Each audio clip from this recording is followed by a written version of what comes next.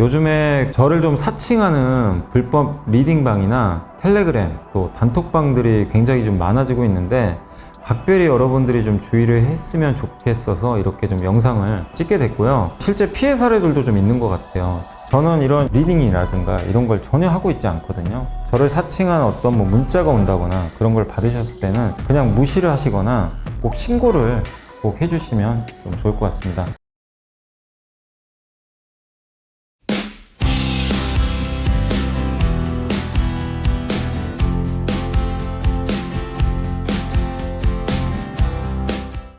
네, 안녕하세요. 염수관이사입니다. 자, 오늘 2024년 3월 21일 시장 함께 읽기 한번 시작을 해보도록 하겠습니다. 오늘 주식시장이 뜨거웠습니다. 물론 다 간 건 아니지만 정말 그 무거운 기업들의 주가가 오늘 급등했고요. 자동차, 반도체, 한국을 대표하는 이런 이제 기업들의 주가가 거의 급등하면서 2,700을 이제 완벽하게 넘어선 것 같아요. 참 어려웠습니다. 2,700 넘기가 너무나 어려웠는데 저번에 한번 넘고 그냥 무너져 버렸죠. 이제는 좀 안착을 할 것 같고요. 그래서 좋은 분위기 좀 이어지지 않을까 이렇게 보고 있습니다. 그래서 일단 이제 오늘 보고서들은 요런 게 좀 있어요. 요거 오르느라 이제 그동안 좀 못 읽었던 좀 업종 그거 있거든요. 그 업종 보고서들 좀 긴 거. 그거 그리고 지금 로봇 관련해서 250페이지짜리도 일단 다 읽긴 읽었어요. 근데 아시겠지만 요약하는 게 만만치가 않습니다. 그래서 그것도 좀 조만간 요약을 해서 한번 올려드리고, 일단 삼성전자 HL만도, 삼성전기 VT 맞춤형 AI 시대가 온다, 조선, 그 다음에 2차전지. 여기 주민우 연구원님 개인적으로 굉장히 좀 보고서 깔끔하게 잘 쓰셔가지고 저 되게 좋아하는데 이번 내용도 괜찮았던 것 같습니다. 그리고 전력망의 최전선, 전선 제목을 좀 잘 주셨고, 비비리서치가 이제 10일에 한 번씩 수출 데이터 정리해 주시는데 20일까지 이제 수출 데이터 나온 거 중에 좀 괜찮은 것도 정리해 주셨어요. 그래서 그거 기업은 제가 다 찾아봤습니다. 그렇게 해서 한번 소개를 해 드리겠습니다. 그리고 이거에 앞서서 이제 FMC랑 마이크론 실적 발표 있었죠. 이것도 굉장히 중요한 이슈라 그런 것까지 제가 나름대로 정리한 거 또 설명을 해 드리겠습니다. 자, 여기 이제 파월 연준의장이 나와 있지만 결론은 이거예요. 그냥 FMC 다른 게 아니고 물가 1, 2월 올랐는데 너무 놀라지 마라. 그냥 계절성이다. 1, 2월에 사실 물가 좀 높아가지고 금리 인하를 이제 3번 할 걸 2번 하고 이런 얘기가 많았잖아요. 근데 선을 그어버렸어요. 사실상 그냥 계절성이고 3번 인하할 거다. 준비해라. 그러니까 직접 이렇게 멘트한 건 아닌데 제가 듣기로는 그냥 그렇게 들렸어요. 저는. 그래서 오늘 미국 증시가 급등해 버렸죠. 그리고 뭐라고 했냐면 물가보다 장기간 이어진 높은 금리 때문에 고용이 타격받을까봐 그게 더 걱정이다 나는. 이런 얘기를 좀 실제 했어요. 이 얘기만 딱 보면 답이 나오죠. 물가보다는 경기에 신경을 쓰고 있는 거예요. 그럼 물가 오른다고 금리 인하를 안 할 게 아니라는 거죠. 그럼 뭐죠? 보험성 금리 인하죠 이거는. 명백하게 보험성 금리 인하 신호를 내던졌습니다. 그러니까 경기 침체 때문에 금리 인하를 한다기보다는 지금 여전히 사실 경기도 좋아요. 좋은데 이게 너무 이렇게 오랫동안 금리가 높아지면 나중에 경기가 부러질 수도 있다는 거죠. 그래서 이제 보험성이라고 하는 거예요. 보험을 들어놓는 거죠. 침체가 와서 하는 게 아니고. 그래서 3번 인하할 것 같고요. 달러는 그래서 약해졌고 엔화도 이렇게 되면 강해지겠죠.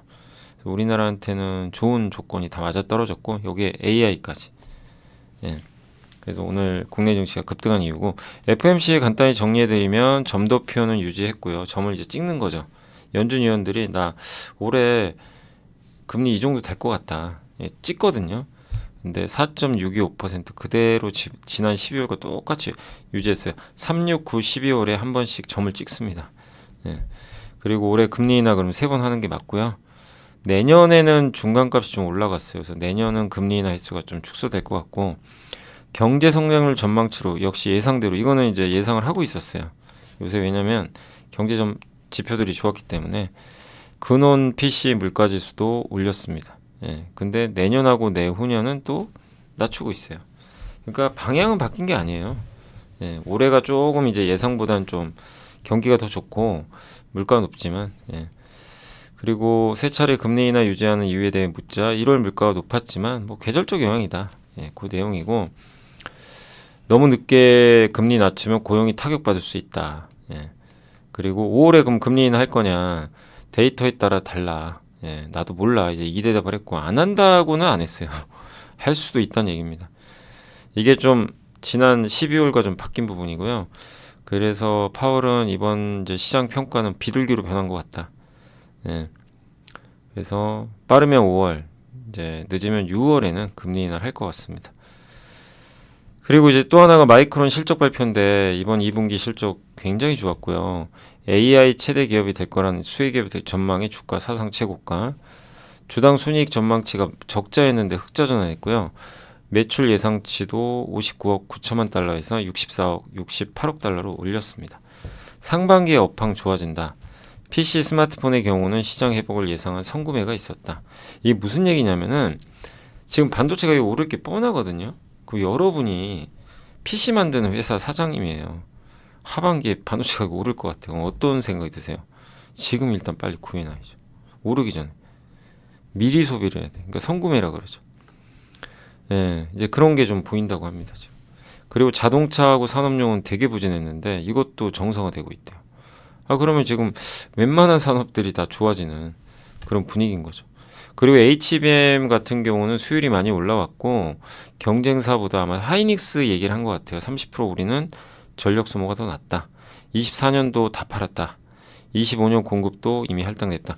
왜 이 말을 하냐면 HBM은 미리 주문을 받아요. 먼저 만들어 놓는 반도체가 아닙니다. 옛날 우리가 이제 흔히 아는 메모리는요. 미리 찍어놔요 다. 주문이 안 들어와도 그냥 일단 찍어놓고 고객 기다려요. 그게 이제 원래 메모리인데 HBM은 반대입니다. 주문형이에요. 그래서 저 얘기를 하는 거예요. 이미 다 주문 받았기 때문에 실제. 근데 SK하이닉스에 비하면 HBM 매출액은 10%밖에는 안 된다라고도 제가 보고서를 찾아보니까 있더라고요. 그래서 HBM이 잘 되는 건 맞는데 하이닉스에 비할 건 아니에요. 수치 보면 10분의 1밖에 안 돼요. 그 비빌 때가 아니죠. 근데 주가는 더 많이 가요. 그게 좀 저는 불만입니다. 가려면 다 같이 가야지. 왜 마이크론이 제일 세냐 이거죠. 삼성이 제일 약하고, 그죠?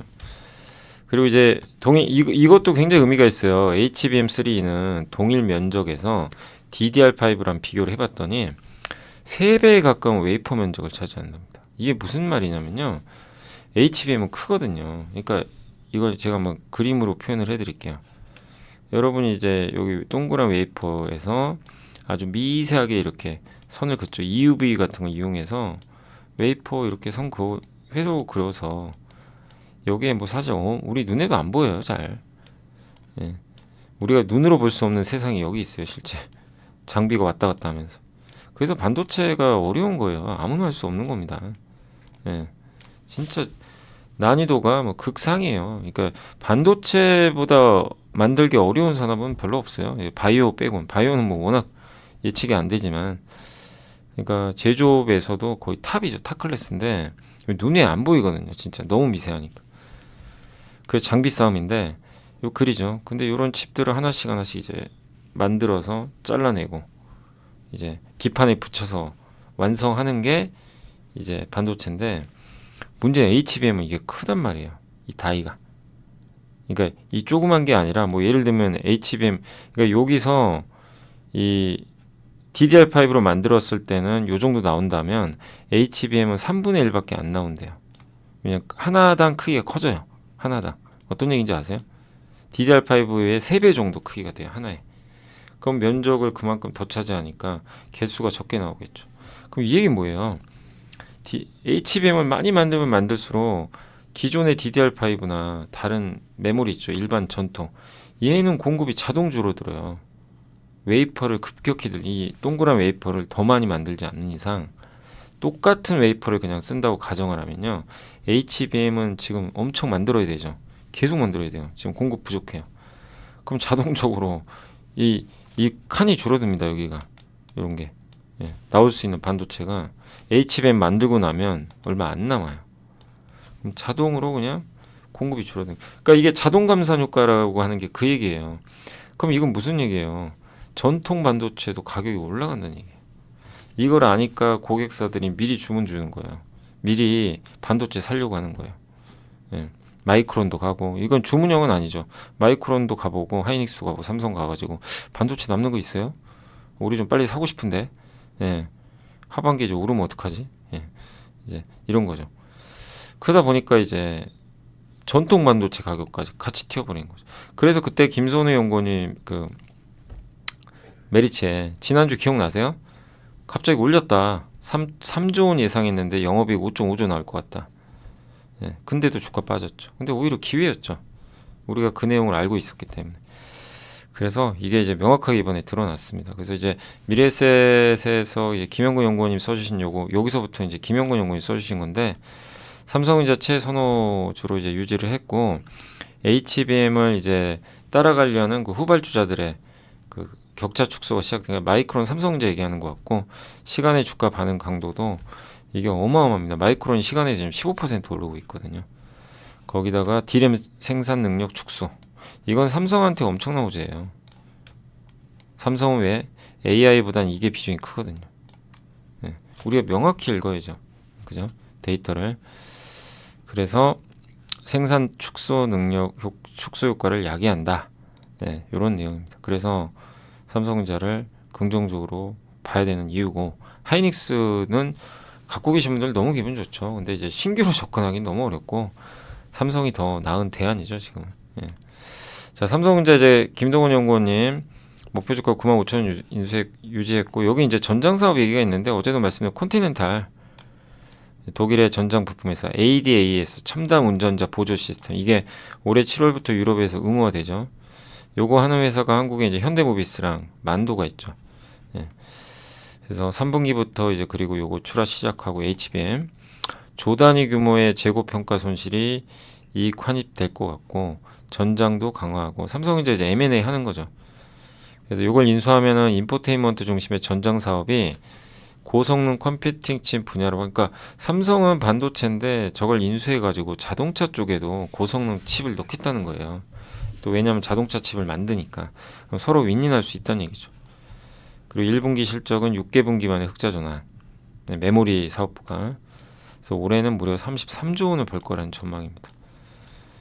그리고 25년부터 내년부터 현대차에 차량용 인포테인먼트용 반도체 엑시노스 오토를 공급할 예정이고요. 삼성전자는 AI 반도체를 턴키 다 만들어줄 수 있어요. HBM 만들죠. 그 다음에 파운드리 사업이 있죠. AI 가속기 조립을 할 수 있어요. 하이닉스는 이것만 할 줄 알죠. TSMC는 이것만 할 줄 알아요. 이 두 개를 같이 하는 회사는 삼성전자밖에 없어요. 네. 그러니까 이제 앞으로 AI 시대에 삼성의 가치는 저는 올라갈 거라고 괜히 그냥 말씀드린 게 아니에요. 네, 이런 구조를 이해를 하셔야 돼요. 그래서 삼성의 물론 약점 파운드리입니다. 고객사가 아직 많지 않아요. 대형 고객사. 근데 이번에 미국에서 보조금도 많이 받고, 미국에 본격적으로 이제 공장 지으면 미국 고객사가 들어오겠죠, 당연히. 그거 안 보고 삼성전자가 뭐 보조금만 받으려고 들어가는 건 아니잖아요. 결국 시간 문제 아니겠나, 이렇게 생각합니다. 그래서 8만 원 돌파 좀 기대하는데, 8만 원이 끝이 아니기를 좀 기대해 보겠고요. HL만도도 오랜만에 보고서 나왔는데 뭐 엄청 좋다는 얘기는 아닌데, 이것도 많이들 물어보시더라고요. 근데 이제 나쁠 건 별로 없는 것 같아요. 상반기 좀 살아나고 하반기에 추가적 회복. 그리고 핵심 전기차 고객사 여기 어디냐면 테슬라예요. 테슬라가 최근 모델 가격도 인상했습니다. 그리고 최근에 좀 거래량도 늘고 있고, 전기차 중고차 가격이 하락 후에 조금 이제 판매가 된다는 얘기죠. 인도에서 성과도 좋다고 합니다. 인도 비중이 꽤 돼요. 25% 정도. 그리고 ADAS 하고 있고, 그리고 컨티넨탈을 삼성이 인수하려고 하죠. 만약에 아직은 확정된 건 아닌데, 그럼 그 가치가 올라가니까 그 사업을 하고 있는 만도한테도 괜찮지 않나 라고 생각을 하고 있습니다. 올해 7월부터 유럽에서 이게 유무화되고 하니까, 또 지난 제가 재무제표 보니까 3년간 영업이익이 좀 정체됐어요. 못 간 이유가 있어요. 근데 올해는 이제 수익성, 매출은 느는데 이익이 정체예요. 그러면 이익률이 준 거죠. 뭔가 문제가 있는 거죠. 이게 이제 정상화되면 주가가 올라갑니다. 그래서 지금 바닥권이니까 잘 인내해 주시면 좋겠고, 삼성전기는 이제 근데 좀 무겁죠. 뭔가 좀 팍팍 좀 안 갑니다. 근데 일단 추정치 올렸고요. 이건 뭐 다 알고 계시죠. 요새 계속 추정치 올리죠. 카메라, 기판만 안 좋아요. 기판은 하반기 기대해 봐야 됩니다. 이건 뭐 일본도 마찬가지고, 그리고 전기차 시장 성장률 둔화 우려 대비 하이브리드가 좋아서 뭐 MLCC 자동차용 쪽 나쁘지 않다. 전장용 비중이 점점 늘어나고요. 또 한 가지 아이템이, 삼성전기는 일본과 경쟁을 해요. 일본의 뭐 이비덴, 무라타, 이런 데랑 경쟁하는데 일본 엔화가 약하니까 얘네들은 막 가격을 실제로 낮게 만들어서 경쟁을 해요. 실제 그랬어요. 예. 그러니까 이제 삼성전기 불리한 거죠. 근데 엔화가 이제 당장은 아니더라도 중장기로 이제 강해질 가능성이 높잖아요. 금리를 올렸으니까. 그럼 어떻게 될까요? 예, 삼성전기가 유리해지는 거죠. 그러니까 이런 변화도 우리가 주목을 해야 되는 거고, 그 다음에 또 비중이, 기판 비중 중에서 PC 비중이 높아요. 근데 마이크론도 PC 좋아진다 언급을 했고, AI 기반의 윈도우 12가 이제 나오고요. 내년엔 윈도우 바꿔야 됩니다. 윈도우 10 갖고 계신 분들 있죠, PC에. 저도 사실 지금 집에 있는 PC는 윈도우, 저도 아마 10 쓰는 것 같은데, 그거 아마 다 바꿔야 돼요. 이제 내년에는 다 바꿔야 됩니다. 왜냐, 업데이트를 안 해줘요. 그럼 보안 문제가 생기니까. 그럼 PC 교체해야 돼요, 그냥. 예, 그냥 교체해야 됩니다. 뭐 방법이 없어요. 그냥 오는 미래예요. 이건 그냥 반드시 오는 미래입니다. 결정돼 있는 거예요. 내년 10월이에요. 근데 그 전에 교체하죠. 수요가 이미 미리 선주문이 들어가니까. 그러면 뭐 삼성전기 PC 쪽에 들어가는 것도 시간 문제인 거죠. 그러니까 나쁘게 볼 필요 없다는 겁니다. 근데 밸류는 무릎 이하에 있어요. 그죠? 예.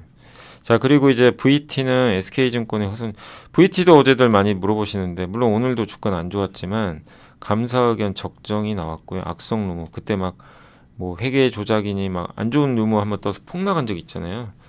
근데 결론은 적정을 이번에 받았고 10년 동안 적정을 받았습니다. 그래서 여전히 건실한 회사임이 증명됐고, 리들샷이라는 게 유명하죠. 요게 이제 일본에서 대박 났고, 일본의 온라인에서 대박이 났는데 일본은 오프라인이 더 커요. 오프라인 비중이 80%가 넘는데 이제 여기도 들어간다고 합니다. 본격적으로 더. 예. 그리고 한국에 지금 이제 저기 다이소에 들어가 있죠. 근데 이제 올리브영 쪽에도 매출이 본격적으로 늘어날 걸로 기대를 하고 있고, 1,300여 개 올리브영 매장에 리들샷, 베스트샷, 400여 개 매장에 300샷, 일부 매장이 700샷 입점이 완료됐다고 합니다. 중국 시장 진출 위해서는 현지 유통사와 지금 가격 협상 중인데, 중국 같은 경우는 옛날에 18년도와 20년도에 BTS랑 콜라보 한 적이 있어요. 혹시 기억나세요? BTS가 이 VT 코스메틱스라는 회사랑 같이 그때, 예, 그거거든요. 그거 한번 진출한 적이 있어요. 그리고 이제 없다가 다시 지금 유통사 좀 협상을 하고 있다고 합니다. 그래서 이제 새롭게 또 중국 수출을 예상을 해볼 수도 있을 것 같고요.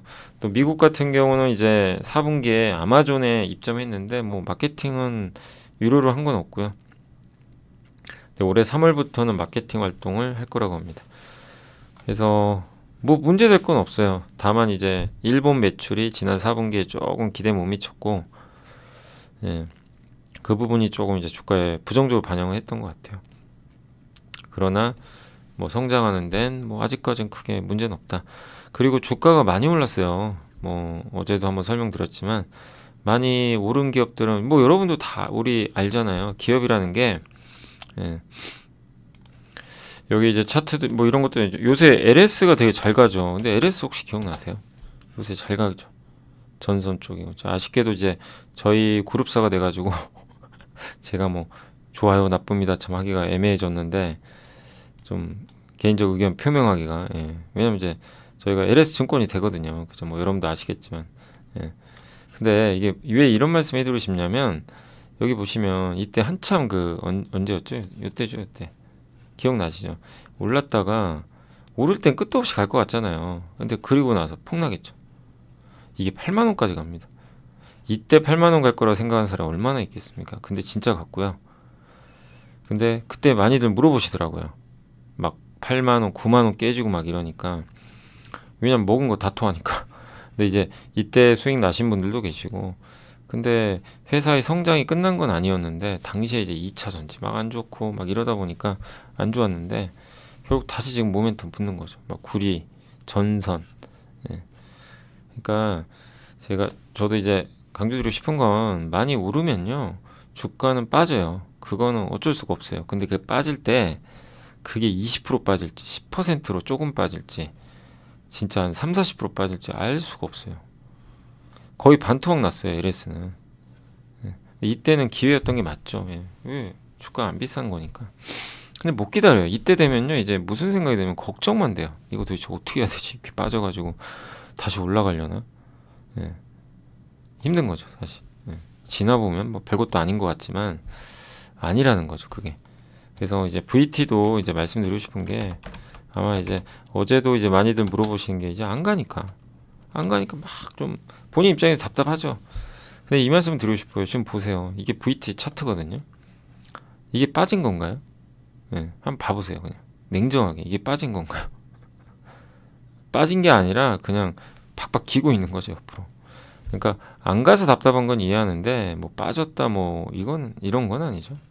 그리고 오른 거 생각해 보시면 VT도 어마어마하게 올랐거든요. 예. 이런 조정은 정상이죠. 이게 뭐 이상한 게 아니죠. 계속 갈 수는 없어요. 근데 다만 이제 이거예요. 여기서 지금 주가 많이 올랐잖아요. 그러니까 여기서 많이 올랐기 때문에 언제든지 주가는 뭐 여기까지 빠질 수도 있어요. 그건 각오를 해야 된다는 얘기예요. 중장기 투자하시는 분이. 예. 그리고 그 안 올 수도 있는 거고 그건 뭐 모릅니다 사실. 근데 제일 중요한 건 이 회사의 경쟁력이 훼손되면 끝나는 거예요. 그것만 아니면 돼요. 주가가 빠지는 게 중요한 게 아니고 오늘 오르고 내일 뭐 빠지고 이게 중요한 게 아니고요. 경쟁력이 훼손되냐 안 되냐. 근데 VT의 경쟁이 훼손이 안 되고 한국에서도 여전히 잘 팔리고 일본에서도 단단하고 이러면 또 올라가요. 그 실적에 맞춰서. 알겠죠? 그러니까 그거에 초점을 맞추셔야 되는데 사실 잘 안 됩니다. 이게 매일매일 보고 있으면. 그러니까 꼭 그렇게 멘탈 관리 좀 잘해주시면 좋겠고 아직까지는 크게 문제는 없어요. 오늘 뭐 빠진 이유도 저는 잘 모릅니다. 아침에 급등했다가. 근데 아무튼 뭐 아직까지는 현재까지는 뭐 특별한 이유는 없습니다.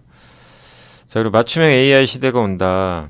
온디바이스 AI 얘기가 좀 있는데 온디바이스 AI가 이제 여러 강점을 기반으로 지금 저는 이제 갤럭시 폰을 샀는데 이게 온디바이스 AI 폰이죠. 사실 아직은 뭐 많이 쓸만한 그런 건 별로 없어요. 냉정하게 말씀드리면. 네, 그러나 바뀝니다. 이제 모든 스마트폰에 다 AI 기능이 많이 탑재가 될 거고 애플도 늘 것 같고 결국엔 바뀌게 돼 있어요. 네. 그리고 스마트폰 교체 주기가 3년인데 그것도 도래하고 있다고 합니다. 그 신제품에 대한 호기심, 요거는 온디바이스 AI가 장착된 거죠. 예. 그래서 이런 걸로 그래서 실제 갤럭시 잘 팔렸잖아요 이번에. 그래서 올해 시장 전망치는 3% 정도 성장, 내년은 5%. 예. 애플이 여기에 또 AI에 들어가는 것도 호재죠. 그래서 또 얼마 전에 AI 제미니를 아이폰에 탑재하기 위한 논의를 진행 중이라고도 보도했잖아요. 이런 것도 호재라고 봐야 되겠죠. PC 시장도 AI 시대가 열립니다. 그래서 26년도에 무려 AI PC가 60%가 될 거래요. 예. 그리고 주요 PC OEM사들 이것도 의미가 있죠. 재고가 정상 수준에 진입했다. 이제는 수요만 좀 있으면 바로 재고 확충이 시작되는 거죠. 예. 그래서 글로벌 AI 주도권 경쟁 속에서 관련 수혜업체를 좀 주목하자 이런 내용이고 탑픽은 삼성전기랑 이스페타시스 이건 이제 우리가 다 최근에 이번 주에 보고서 한두 번 보여드렸던 것들이니까 예. 뭐 내용은 뭐 우리가 어느 정도 다 이해하고 있는 내용이라서 예. 더 뭐 말씀 안 드리겠고 탑픽은 요 두 개로 꼽아주셨습니다. 자 그리고 비비 리서치 항상 너무나 감사드리고 이런 양질의 자료 예. 이거를 수작업으로 하면 얼마나 힘들겠습니까? 3월 20일까지의 수출 데이터 3월 달만 그 중에 잘 나온 거를 요약해 주셨는데 이 옆에 있는 그 회사는 제가 찾아서 넣은 거예요. 예, 한번 찾아봤고요. 일단 그 3월 20일까지 수출 데이터고 반도체 DRAM 낸드 단가 계속 오를 거예요 아마. 예, 공급 부족하니까. 예. 블랭크 마스크는 SNS텍 중국 수출이 좀 늘어난 것 같고요. 포토레지스트는 이제 동진세미킴 있죠 우리 한국에서. 솔더볼 아세요? 숄더볼? 예, 덕산아이메탈, CMP 연마제, K시텍. CH텍도 있고 사실 연마제 하면 보통 이게 슬러리도 있고 거의 패드도 있죠. 예, 근데 패드까지 얘기하는 건지는 잘 모르겠어요. 근데 패드 하면 이제 그 FNS테크가 있죠. SKC나. 예. 네, 아무튼 K시텍으로 좀 여기 검색해 보니까 돼 있고요. 수출 금액 상승 예상을 하고 있고 검사 장비가 괜찮다고 합니다. 인텍 플러스 펜트론 고용 같은. 그리고 CMP 장비하면 K시텍인데 아까 데이터를 봤는데 아주 폭발했어요. 위로 데이터가. 예. 그리고 이송 장치 우리 최근에 봤던 사이맥스. 예. 세척 장비 PSK, 증착 장비는 주성, 원익, 유진테크, 레이저 마킹하는 건 이오테크닉스. 여기도 수출 금액이 증가할 전달 대비해서는 증가할 걸로 보고 스마트폰 부분품하고요. OLED TV가 지금 데이터 괜찮대요. 그러면 OLED TV가 잘 되면은 딱 떠올리시면 돼요. 이녹스 첨단 소재예요. 예. LG나 이런 쪽에 그 OLED TV에 들어가는 필름을 납품하는 회사입니다. 이것도 이제 우리가 유추할 수 있는 거고 1차 전지는 우리나라에서 이제 비추로셀이 있고 ESS 뭐 서진 시스템, EV 릴레이는 이제 그 이제 YM텍이란 기업이 하고 있죠. 그래서 이제 전력 차단해 주는 거죠. 이렇게 충전하고 할 때 전기차나.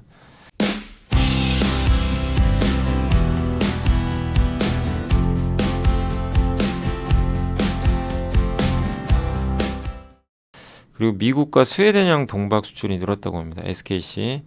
보톡스도 괜찮고요. 필러나 백신도 나쁘지 않고 X선 단층 촬영기가 수술실에서 하는 뭐 그런 건데 여기 제노레이. 제노레이는 얼마 전에도 대표이사인가요? 그분이 좀 주식을 샀죠. 자기 주식.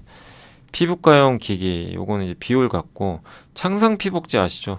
요거는 TNL 여드름 패치. 스파이럴 임플란트는 LNK 바이오. 예. 데이터가 좋아질 걸로 기대를 하고 있고 피팅도 지금 20일 데이터가 지난 한 달 데이터랑 똑같아요 거의. 그러면 늘어난다고 봐야죠. 10일이 더 남았으니까. 그리고 강관 소형 트랙터 뭐 소형 트랙터는 농기계죠. 뭐 TYM이나 대동 보일러 경동 나비에 뭐 담배 KTNG 음반 뭐 하이브나 JF가 되겠죠. 그리고 핫도그는 우양이죠. 태양광 전지는 2월에 거의 없던 수출이 소폭 회복되고 있고 화학에서는 이수화학의 알킬벤젠, 금호석유의 BPA와 엔비라텍스, 국도화학의 에폭시 수지정도 좋아진다고 합니다. 이들 기업들은 다들 좀 주가 좀 안 좋았었죠. 근데 이제 데이터는 나아진다라고 봐주시면 좋을 것 같습니다. 그래서 일단 이제 3월 수출 데이터까지 한번 정리를 또 해드렸고, 그 다음에 이제 오늘 보고서 저번에 못다 했던 것 중에 오늘 좀 요약해 놓은 게 한 3개 있어요. 그거 좀 간단히 말씀드리겠습니다. 일단 조선 교보의 안유정 연구원님이 선종별로 업데이트를 해주셨어요. LNG는 지난 2년 동안 331척이 발주돼서 어마어마 연평균 110척이 발주됐어요. 지난 20년간 연평균 35척 발주됐는데 엄청난 발주예요. 그러니까 이제 피크아웃 논리가 나온 거죠. 예, 근데 이게 뭐 이상한 게 아니고 LNG 지금 착공하고 있는 거 있죠. 이런 거 계산해 보니까 322척이 필요한 게 맞대요. 그러니까 그거에 맞춰서 한 거지 뭐 오버하고 그런 게 아니라는 거죠. 그러니까 공급과잉 간다는 게 아니에요. LNG 지금 수출 생산 능력을 감안하면 322척이 있어야 된대요. 예. 그러니까 331척이죠. 한 척을 덜 발주한 거예요. 어떻게 보면. 그러니까 뭐가 잘못된 게 아니죠. 그 다음에 이제 설계 단계에서 가동 예상 시기가 27년 요것도 그 2.65억 톤인데 여기서 필요한 선박수가 411척. 제한 중인 프로젝트가 있어요. 지금 이제 할까 말까 하는 거죠. 그것도 411척. 이거 두 개 합치면 800척이 넘죠. 엄청난 거죠. 사실. 네. 근데 우려되는 건 1월에 바이든 행정부가 LNG 수출 프로젝트 일단 대선 전까지는 중단한다. 이렇게 언급을 해버렸거든요. 그래서 현재 미국 내에서 건설 중인 LNG 수출 시설 규모가 0.89억 톤인데 예, 최종 투자 결정 전인 시설. 그러니까 최종적으로 이제 도장 딱 찍는 거죠. 그게 1.44억 톤. 근데 아마 이런 것들까지는 할 것 같아요. 왜냐하면 이미 다 승인을 받았대요. FERC랑 MARAD가 써 있어서 여기는 보고서에 이게 설명이 안 돼 있어가지고 제가 챗GPT한테 그냥 물어봤습니다. 저도 이거 뭔지 몰라가지고 챗GPT가 이거 적어준 거예요. FERC는 미국의 연방에너지 규제기관이고요. 천연가스, 전기, 석유 파이프라인 및 수력발전 프로젝트에 대한 승인 및 규제를 담당한다고 합니다. 그 다음에 마라드는 미국 교통부 산하의 기관입니다. 해상운輸, 운송 이런 거 이제 규제하고 뭐 이런 역할을 하는 것 같아요. 그러니까 이들의 승인을 받아야 된다는 거죠. 근데 승인을 획득했고 그래서 중단될 가능성은 높지 않다. 이미 시작이 된 LNG 프로젝트는. 또 카타르가 천연가스 많이 생산하는데 수출 생산 능력을 늘린다고 합니다. 2018년에서 2024년까지 0.77억 톤인데 2019년에서 27년까지 봤을 때 1.26억 톤, 30년까지는 1.42억 톤 계속 늘린다는 얘기예요. GTT는 프랑스의 이 LNG 가스창이 뭐냐면 화물창이라고도 하죠. LNG를 담는 LNG를 담는 탱크 있죠. 그거 만드는 회사예요. 라이선스 얘네가 갖고 있어요. 그래서 우리나라가 LNG 선박 만들 때 얘네한테 돈 줘야 돼요. 좀 아쉽죠. 그래서 어쨌든 이제 LNG 근데 아무나 못 만들어요. 정말 만들기 어려운 기술을 갖고 있습니다. 근데 앞으로 95척의 신조 발주가 필요하다고 했고, 예, 그리고 더 많은 LNG 선박이 좀 필요하다. 탄소 배출을 그럼 줄일 수 있다. 그리고 이 GTT의 CEO가 있어요. 베테로티에르, 예, 이분이 해당 부분에 노후화된 선대가 선박수의 또 다른 동인이고, 그러니까 지금 배가 노후화됐잖아요. 근데 환경 규제 들어갑니다. 그럼 무슨 얘기예요? 선박 바꿔야 된다는 얘기예요. 근데 그거는 시작도 안 했대요, 지금. 그러니까 아직 그게 시작도 안 했다는 얘기가 무서운 얘기죠. 예.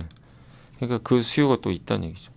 그리고 GTT는 LNG선 수요 전망을 최대 450척에서 그 이상으로 올렸고, FLNG 바다에서 이제 액화시키는 거죠. 천연가스를 이 LNG로 그것도 5척에서 10척으로 올렸다고 합니다. 그러니까 LNG가 피크아웃이라는 얘기는 많은데 이 데이터를 보면 견조하다. 그러니까 마치 미국 경기랑 똑같은 거예요. 미국 경기 막 피크아웃 얘기 나오는데 안 밀리잖아요. 미국 경기. 비슷한 거죠.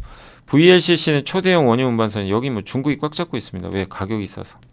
근데 중국은 슬롯이 다 찼어요. 27년치까지 물량 다 확보했어요. 그럼 이제 급해요. 막 선주들은 나 지금 빨리 받아야 되는데 26년 7년에 중국에 맡기려고 했더니 중국은 못 만들어요. 어떻게 됩니까? 한국으로 돌아옵니다.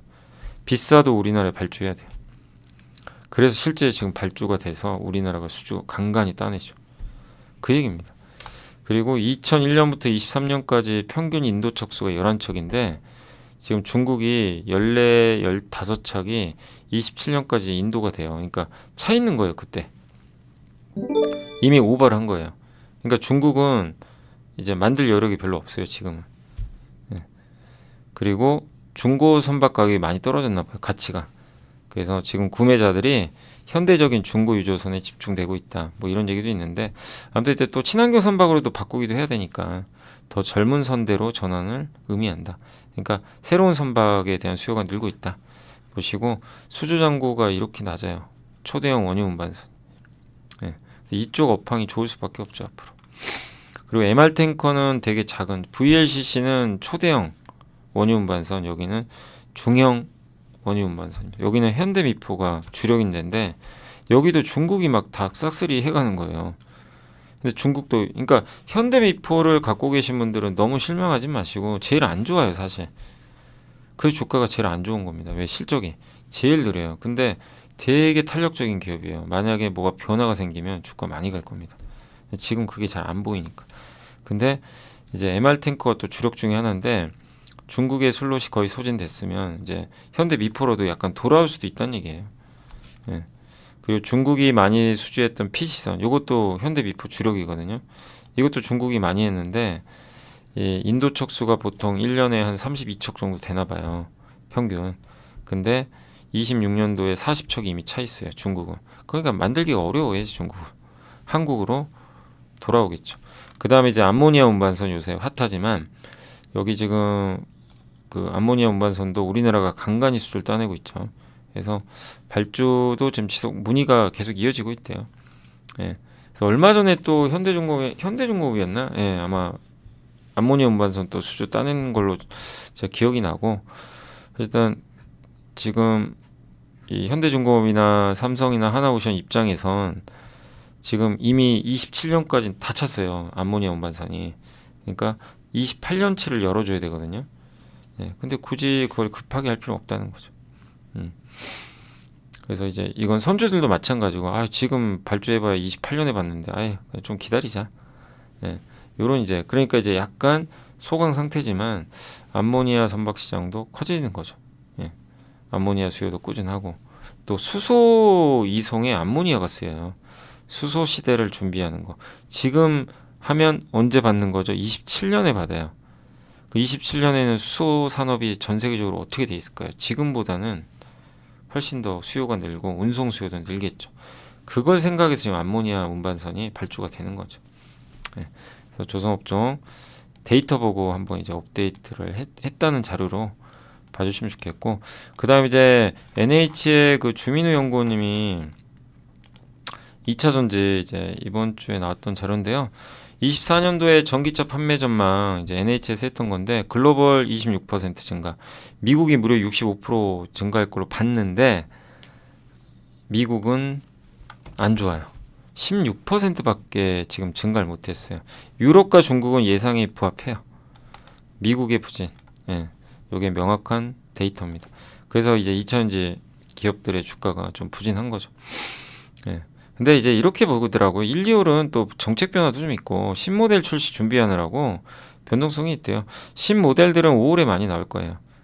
그래서 이거 1, 2월에 좀 안 팔렸다고 수요 나쁘다라고만 보지 말자, 이 내용이고, 또 미국 판매는 공급망 변경으로 지금 보조금 대상 모델이 계속 늘거든요. 23년도에 35종, 24년 초에 22종, 현재 29종까지 늘었어요.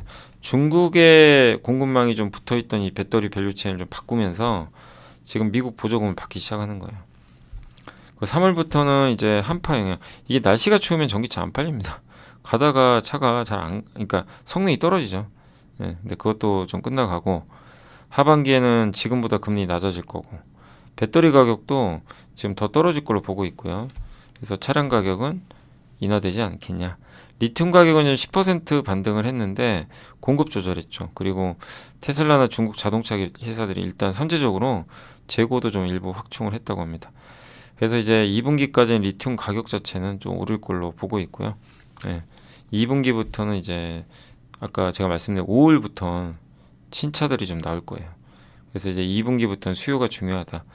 배터리 가격은 리튬 가격이 4에서 5개월 후행합니다.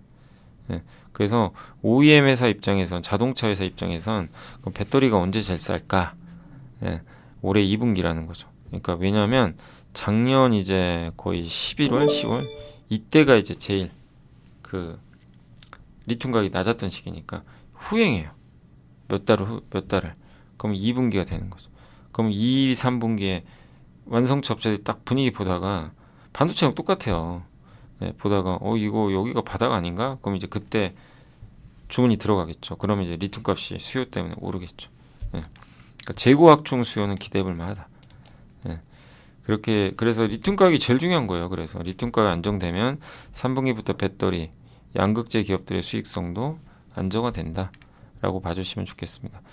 그래서 보면 이렇게 많이 떨어졌습니다.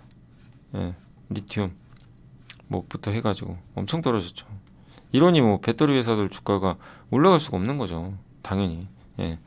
그러니까 2차전지가 그때 요때였어요. 작년 7월에 난리가 났잖아요. 근데 배터리에 선행하는 리튬 가격은 안 좋았거든요. 그렇게 고점을 못 넘었죠.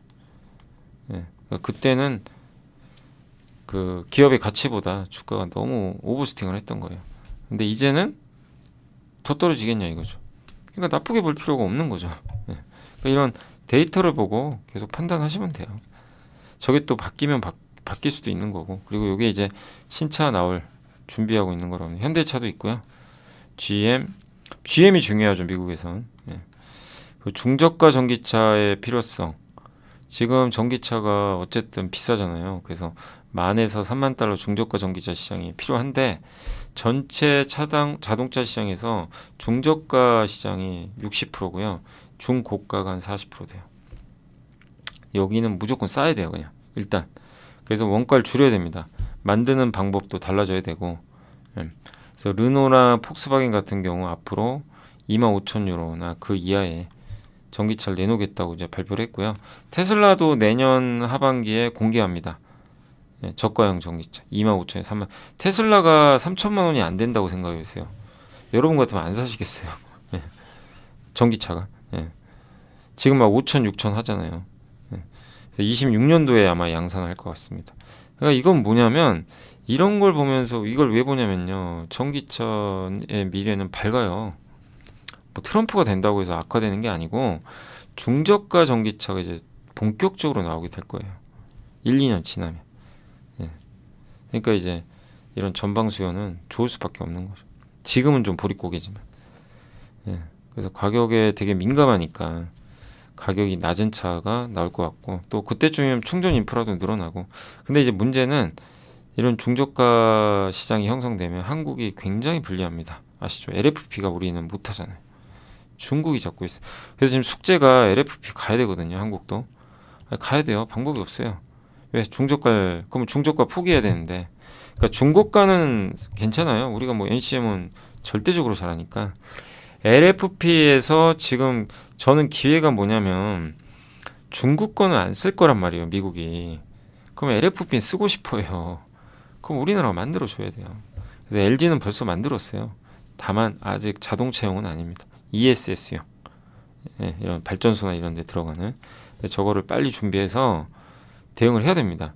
뭐 미드니켈도 있고 하이만간 뭐 중저가 전기차 있는데 그러나 LFP의 가성비를 따라갈 수가 없어요. 그러니까 LFP는 저는 대세가 될 거로 보거든요. 예, 이거를 해야 된다. 안 그러면 뭐 중국한테 다 뺏기는 거죠. 예, 그래서 우리가 어쨌든 이게 반도체랑 다른 게 반도체는 중국이 못해요. 예, 미국이 규제도 하고 근데 배터리는 달라요. 중국이 알아서 지금 하고 있고 세계 1위예요. 그죠? 예. 다만 미국에 못 들어가는 거죠. 예. 기술력은 어쨌든 지금 밸류체인이나 이런 것들은 중국이 전 세계 1등을 먹고 있어요. 물론 NCM은 우리가 더 잘하지만 그래서 우리 한국의 좀 숙제는 이런 트렌드를 파악을 하고 LFP도 준비를 잘해야 된다. 그래서 뭐 소재 업체 중에도 뭐 LFP 준비하는 기업들도 있죠. 이제 그런 것들도 잘 봐야 될 것 같습니다. 그리고 이제 떠오르는 게 전고체 배터리인데 삼성이 27년도에 이제 양산할 것 같고 가격 수명 충방전 속도인데 가격은 비싼 게 맞아요. 전기차용 일반 그 리튬이온 배터리의 2배입니다. 2배. 2배가 맞아요. 예. 그러니까 처음 27년에 나왔을 때 대중화는 될 수가 없어요. 고가 모델에만 들어. 그러니까 이렇게 보세요. LFP는 중저가 이게 제일 많아요. 비중은. 그 다음에 중고가 이쪽은 NCM 하이니켈. 예. 그리고 아주 초고사양. 예. 아주 럭셔리카 거긴 전고체. 요렇게 갑니다. 예. 그러니까 전고체 나오면 리튬이온 뭐 이렇게 이제 큰일 나고 막 LFP 큰일 나고 그거는 너무나 앞서간 얘기입니다. 그렇게까지 생각하시면 안 될 것 같아요. 예. 그래서 삼성 SDI가 제일 잘. 근데 배터리 성능 되게 좋아요. 리튬이온이 620인데 900이고. 예. 그러니까 프리미엄에서는 통하겠죠. 근데 덴트라이트라고 음극에 리튬이온이 쌓여가지고 분리막을 뚫고 가는 거예요. 약간 돌기라고 하죠. 수명이 짧아져요. 그래서 충방전을 많이 하면 전고체 배터리 수명이 짧아지는데 그걸 방지하는 거는 음극을 없애면 되거든요. 예.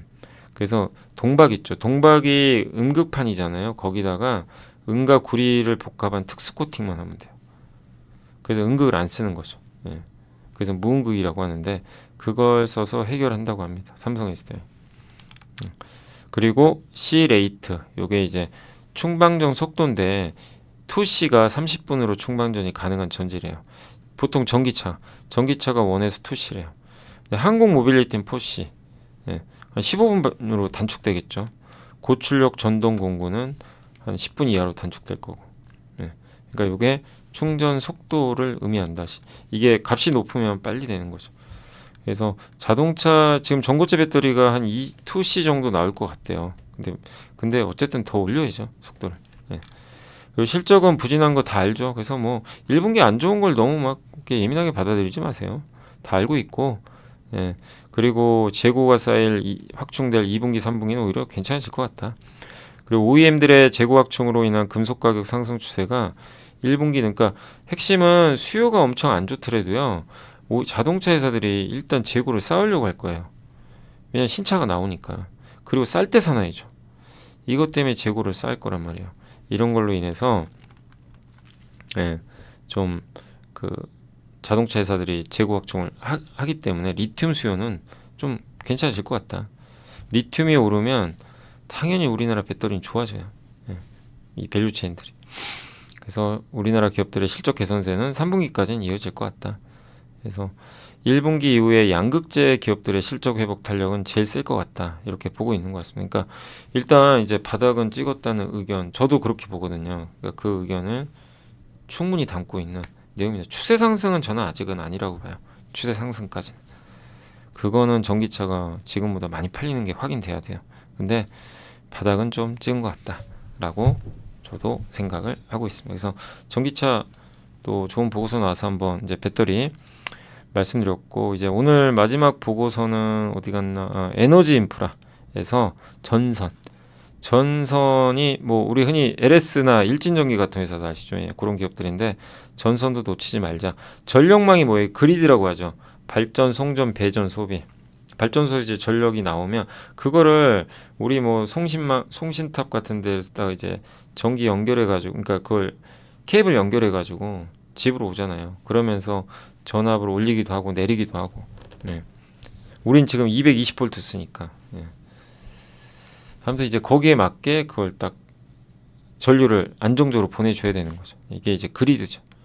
근데 이제 지금은 신재생 에너지를 또 쓰는 비중이 높아지다 보니까 전력망을 다시 다 깔아야 됩니다. 재구축해야 돼요. 특히 우리보다 미국은 심각하죠. 미국은 인프라가 너무 노후화됐어요. 1960, 70년대. 네. 미국 전력망 70% 이상이 25년. 그러니까 바꿔야 돼요. 그래서 풍력과 태양광에 생산된 전력을 수요지에 연결하기 위한 고전압 송전 용량이 2030년까지 75%, 2050년까지 3.5배로 증가해야 된다고 미국 프린스턴 대학은 분석을 했다고 합니다. 그러면 금액이 얼마인 줄 아세요? 2030년에 700조, 2050년까지는 3,300조에 달하는 어마어마한 규모의 돈이 필요한 거죠. 이제 이론적으로는. 이건 송전망만 따진 거고, 뭐 배전 AI로 인한 전력 수요는 고려 안 했대요. 그러면 어마어마한 거죠. 그리고 미국의 이제 이 전력 회사 중에 요 일렉트릭 파워가 전선의 기대 수명이 70년을 초과하지 않도록 10년 동안 기존 송전선을 30%를 교체해야 된대요. 근데 새로 건설된 송전선은 적고요. 네. 그러니까 이제 깔아야 된다는 얘기죠. 네. 그리고 일자리법이 이제 작년인가요? 21년도에 통과됐는데 그 전력망에 730억 달러 투자를 합니다. 그러니까 미국향 전선 수출이 이렇게 늘어나는 게 당연한 거죠. 보이세요? 당연히 늘어날 수밖에 없는 거죠. 한국도 교체해야 돼요. 2036년까지 4.2% 성장할 거로 보고 있고요. 신재생 에너지 설비 느는데 이거를 제대로 보내는 송배전 설비가 제대로 없어요. 또 우리나라에도 데이터 센터 주로 수도권에 많이 지어야 되는데 그거 커버도 해야 되고. 근데 왜 전선보다 변압기에 먼저, 그러니까 변압기주들이 많이 갔죠. 그 이유가 뭐냐? 공사 순서 때문에. 저런 걸 이제 깔 때 변전소부터 깔아요. 맨 마지막에 전력선이 들어가요. 그럼 이제는 전선도 봐야 된다는 얘기죠. 네, 그 얘기예요. 그러니까 송전선, 변전소 다 마찬가지입니다. 그리고 계약 구조에서 통합 구조는 그 턴키 방식이라고 합니다. 전력망 구축할 때 자재 공급부터 설계, 포설, 접속, 시험까지 해야 해서 뭐냐면 턴키는 전력망을 이제 까는 공사하는 업체가 이제 다 하는 거거든요. 그럴 때 자재 공급부터 뭐 이게 전선까지 해야 되는데, 예, 그걸 할 때 뭐 자회사라든가 그쪽 계열사를 보통 두고 있지 않으면 접근하기가 어렵다는 거죠. 네. 그래서 LS 전선이 해저 케이블 시공 유지, 그러니까 시공사죠. KT 서브마린 인수했잖아요. 대한전선은 포설선 인수를 한 게 이런 것 때문이래요. 시공사를 인수해버린 거예요. 그럼 전선에서는 자동으로 따라 들어갑니다. 턴키 발주하면 이들이 이제 만약에 수주를 따내면 자동으로 그냥 들어가는 거예요. 규모도 훨씬 크고 단가도 세다고 합니다. 그리고 한국전력이 앞으로는 좀 투자를 할지는 제가 모르겠는데, 여기 공기업의 틀을 벗어나 사업 영역을 다각한 KT와 포스코, 국영기업에서 벗어나 국민기업으로 탈바꿈해서 매출 7배나 성장시킨 이탈리아의 엔렐처럼 우리도 이제는 완전히 달라져야 된다라고 선언을 했다고 합니다. 예, 뭔가 투자하겠다는 거죠. 예, 뭐 그러면 이 부분도 전선 쪽에 긍정적일 것 같습니다. 가격은 높아지고 있고요. 이게 가온전선의 전력 부문 원재료 매입 비중인데 원재료 중에 73%가 구리입니다. 전기도 엄청나죠. 예. 구리가 중요해요. 그래서 전선에선 구리가 중요합니다. 그래서 구리 가격이 이렇게 오르면 대체적으로 전선 가격도 오르는 경향이 있습니다. 그래서 전선 제조 원가 중 원재료가 70에서 80%인데 그 원재료 중에 구리가 한 80%. 네. 그러니까 구리 비중이 87에 56 하면 최소 56% 차지해요. 전선 중에. 전선 원가 전체의 56%가 최소. 많게는 72%까지. 예. 근데 앞으로 고사양 전선 더 필요하겠죠. 초고압선. 예. 왜 초고압이 필요하냐면 전압을 높게 하면요 전류 손실을 낮춰줘요. 예. 그래서 초고압 이제 예. 전송 직류 송전이라 그러죠. 그걸 하는 거죠. 이런 방식으로 변환소에서 예. 교류가 나오거든요. 이거를 초고압 직류로 바꿔서 송전을 해요. 그러면 전력 손실이 줍니다. 그리고 나서 집이나 이런 데 필요한 데 도착하면 바꿔요. 교류로. 예. 또 대규모 신규 발전원 추가될 것 같고요. 여기 원전. 예. 그리고 전선 단가 상승에는 이제 HDVC와 고전압. 이 고전압 케이블이거든요. 이런 것들이 좀 핵심이다.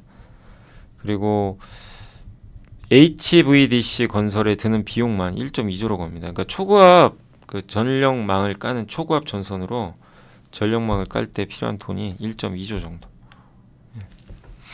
그리고 케이블 가격은 당연하지만 전압이 높고 단면적 크고 길이 길고 그 안에 들어간 심선이 여러 개면 비싸지는 거죠. 늘어나는 수요. 수주 보이세요? 다들? 네. 그러니까 증설 검토 중인 거죠. 가동률 높죠. 일진정이 151%입니다. 지난 20년간 성장 못했던 산업 중에 하나인데 이제 바뀌었고 전력 수요 늘고 그 다음에 중앙 집중형 전력망이 아니라 이제 분산형이 돼요. 전력망이. 그러면 전선이 더 많이 필요해요. 많이 분산되니까. 네. 그래서 전선도 관심을 갖고 보자. 뭐 그런 내용이고요. 뭐 여러분이 잘 아시는 LS 뭐 제가 좋다 나쁘다 평가는 안 하겠습니다. 이제 LS 전선 지분 92% 갖고 있고 해저 케이블 이제 생산 능력을 올리려고 지금 하고 있는 것 같고요. 미국의 전선 회사 있어요. 미국 회사 슈페리어 SX를 옛날에 금융위기 때인가 그 전에 샀어요. 인수했어요. 그래서 그 지분 보유한 회사가 LSIND인데 이 LSIND를 LS 전선이 갖고 있습니다. 권선과 통신선 생산하는 건데 권선이 비중이 76, 통신선이 23. 여기 데이터 센터 많이 들어가겠죠. 권선은 전기차 쪽 그 모터 있죠, 모터. 예, 거기에 들어가는 거고요. 권선 부분은 후루카와 전기와 일본의 조인트 벤처를 설립해서 사업을 영위하고 있다고 합니다. 예, 요런 이제 지배 구조라고 보시면 돼요. 그래서 슈페리어 XS가 LS의 자회사고 어떻게 보면 여기 후루카와 예, 일본의 후루카와 전력과 같이 해서 조인트 벤 합작사 만들어서 이제 공급을 해주는 그런 구도로 보시면 되겠습니다. 자, 그리고 대한전선도 있죠. 대한전선은 국내 2위 사업자고 이것도 질문들 많이 해주시더라고요. 예전에 라이브 할 때 호방건설이 최대 주주고 근데 이 회사가 주가가 못 오를 수밖에 없었어요. 왜냐하면 증자를 많이 했잖아요. 주식을 계속 발행하는 거예요. 그러니까 못 가죠. 실적과 관계없이. 그래서 이 지난 2년간 9,514억을 조달을 했는데 이게 시총과 똑같아요, 거의. 그러니까 주주 가치가 떨어지는 거죠. 주식 수를 줄여야 올라가는데 너무 늘어난 거예요. 근데 이제 다 반영은 했고 유증 통해서 이제 해외 공장도 건설도 하고 그 다음에 해저 케이블 이렇게 하니까 업황은 좋아요. 그래서 이젠 좀 덩치는 무거워서 엄청 탄력적인 상승은 아니더라도 이런 이제 재무 리스크만 없다면 더 이상 주주들한테 돈을 빌리면 안 됩니다. 이제 대한전선은 그것만 한다면 좀 나아지지 않겠냐. 그래서 지금 뭐 나쁘게 볼 필요 없고요. 업황만 보고 대응하셔도 되겠습니다. 단 추가적으로 뭐 유증을 한다거나 그러면 이제 안 되죠. 일진전기 요새 분위기 좋은데 전선도 하고요. 이 변압기 차단기도 합니다. 오히려 그러니까 전선 비중 80%, 중전기가 20%. 근데 영업이익은 반대로 이쪽이 더 낮고요. 예. 작년 말에 유상자 했고 예, 가동률이 한계에 도달해서 이제 증산한 거죠. 증설. 해외 수주 잔고도 464%, 전선은 68% 증가했다고 합니다. 전체 수주의 78%가 해외니까 예, 해외 수혜를 받는 기업으로 보시면 좋겠습니다. 자, 그래서 오늘 보고서는 이제 여러 개 한번 다 좀 소개해드렸습니다. 그리고 그저께 제가 이게 안 나와가지고 말씀 못 드렸는데 여기 안 떠가지고 콜마 B&H랑 KB금융 여기 이제 매수가 내부자 들어왔고 어제는요 삼성공조 그 다음에 APS, OLED 회사죠. 여기 정기로 대표 오랜만에 사신 것 같네요. 매수가 각각 들어왔습니다.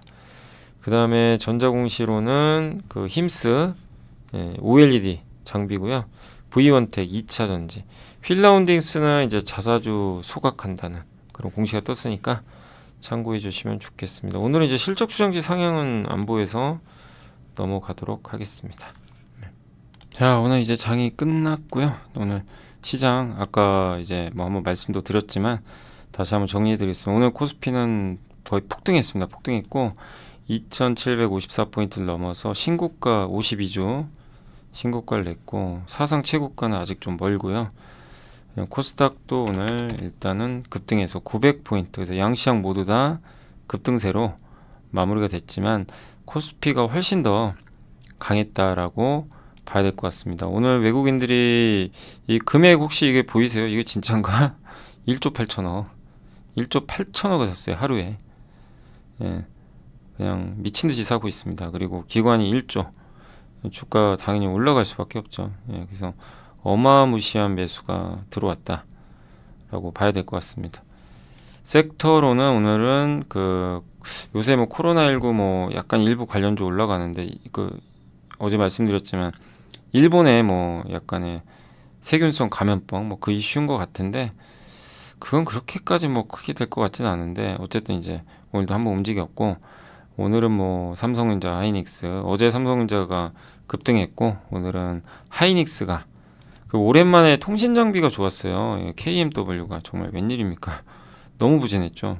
근데 오늘은 일단 정말 오랜만에 급반등에 성공했고, 낸드 쪽도 주로 삼성향이 좋았어요. 유진테크, KC텍, PSK가 10%나 올랐고, 심텍도 거의 삼성 쪽이 많죠. 그래서 삼성과 주가 좀 동행하는데 오늘 6%나 급등했고, 한솔케미칼 역시 뭐 테스까지 다 괜찮았던 것 같습니다.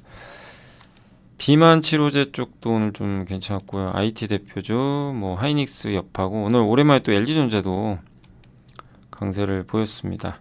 자동차 쪽은 오늘 현대모비스가 다시 5% 급등했고, 현대차 위아까지 지금 같이 가는, 그리고 한온 시스템도 좋았고, 기아는 이제 사실 많이 오르긴 올랐었죠 그동안. 근데 최근에 좀 힘이 빠지고 있습니다. 그리고 반도체 재료 쪽 동진세미캠이 무려 16% 폭등을 했습니다.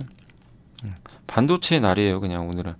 그리고 건설 쪽은 오늘 삼성물산, DLNC가 분위기가 좋았고, 전선주들 요새 뜨겁고요.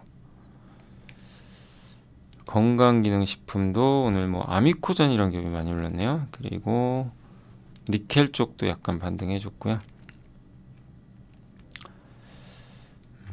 그래서 뭐 이게 한두 개가 아니고 많은 업종들이 올랐는데, 다만 오늘 좀 빠진 쪽은 이제 어제 좀 일부 급등했던 뭐 이런 진단 쪽, 애플페이 관련주, 소매 유통, 이쪽 좀 빠졌고, 챗 GPT 관련주도 조금 힘은 없는 것 같습니다.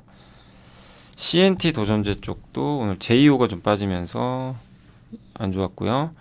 CXL 관련주도, 그러니까 반도체에선 파도가 요새 좀 안 좋죠. 안 좋다 보니까 상장할 때 좀 뭐 여러 문제들이 좀 있었다라고 하잖아요. 이제 그러다 보니까 오늘 10%나 주가 좀 안 좋았던 것 같습니다. 그리고 2차 전지 쪽에서는 LG엔솔은 잘 버텼는데 오늘은 VT가 2차 전지랑 큰 관련이 있는지는 잘 모르겠네요. 뭐 에코프로는 올랐고요. 피팅주도 오늘은 조금 뭐 태광이 좀 쉬어갔던 것 같습니다. 하이로코리아가 반대로 올랐고요. 그 정도로 이제 하락을 했고, 마지막으로 이제 시총 상위 기업들은 오늘 뭐 누가 뭐래도 삼성전자, 하이닉스, 현대차, KB금융, 삼성물산, 현대모비스, 그리고 삼성화재, SK, 그리고 SK스퀘어, 이런 기업들의 주가가 굉장히 좋았습니다. 한국타이어도 좋았고요. 유한양행, 뭐 현대차, 우선주, 요새 LG생건도 좀 살아나고요. 삼성카드까지. 삼성카드도 드디어 4만 원 넘었네요. 하나솔루션도 오랜만에 반등했습니다. 거의 다 좋았고, 좀 빠진 기업은 일부 2차 전지 정도였던 것 같아요. 삼성 SDS 정도.